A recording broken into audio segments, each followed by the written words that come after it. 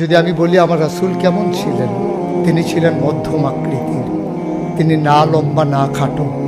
তিনি কখনো বা যখন হাজারো মানুষের সামনে দাঁড়াতেন, বিদায় হজের সময়ে 1,40,000 সাহাবা যখন ময়দানে, তিনি যখন আস্তে করে উঠে দাঁড়ালেন, ওনার চাইতে অনেক লম্বা লম্বা মানুষ থাকার পরেও অবাক বিস্ময়ে সবাই তাকিয়ে দেখলো সবার উপর দিয়ে যে মানুষটির মাথা মোবারক দেখা যায়, তিনি নবী মুহাম্মদুর রাসূলুল্লাহ সাল্লাল্লাহু আলাইহি ওয়াসাল্লাম।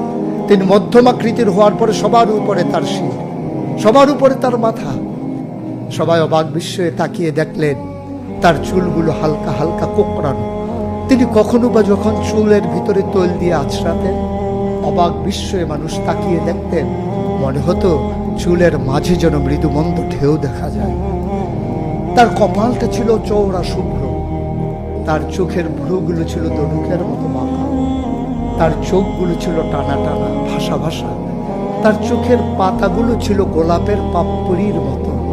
তিনি কখনো বা যখন চোখের পলক ফেলতেন, অবাক বিস্ময়ে মানুষ তাকিয়ে দেখতেন, মনে হতো মৃদুমন্দ বাতাসে গোলাপ পাপড়ি দোল খাচ্ছে।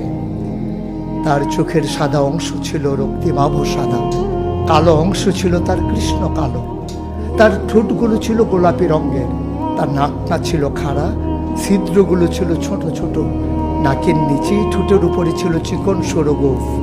তিনি কখনো বা যখন মুচকি হাসতেন, তার গোলাপি রঙের ঠোঁট দুটো যখন একটু ফাঁক হয়ে যেত আর দাঁতগুলো যখন বের হয়ে যেত, মানুষ অবাক বিস্ময়ে খুঁজত কোথাও যেন বিজলি চমকিয়েছে।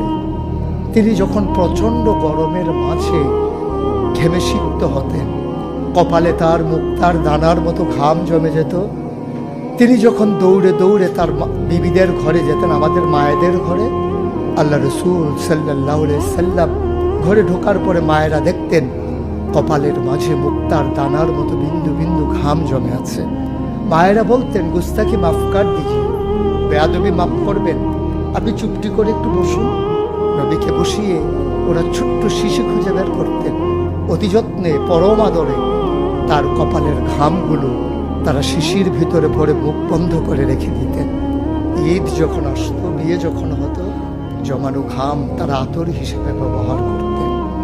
এ নবী তো সে নবী, হেঁটে গেছেন 1 মাস আগে রাত পথ ধরে, যাওয়ার পরে তিনি তো চলেই গেছেন। 1 মাস পরে যখন আবার ওই পথ মারিয়ে কোনো এক সাহাবা যাচ্ছেন, স্থানীয় বাসিন্দা যারা রাস্তার কিনারে যাদের ঘর, তাদেরকে ডেকে বললেন, ভাইরা, এ পথ দিয়ে কি আমার নবী হেঁটে গেছে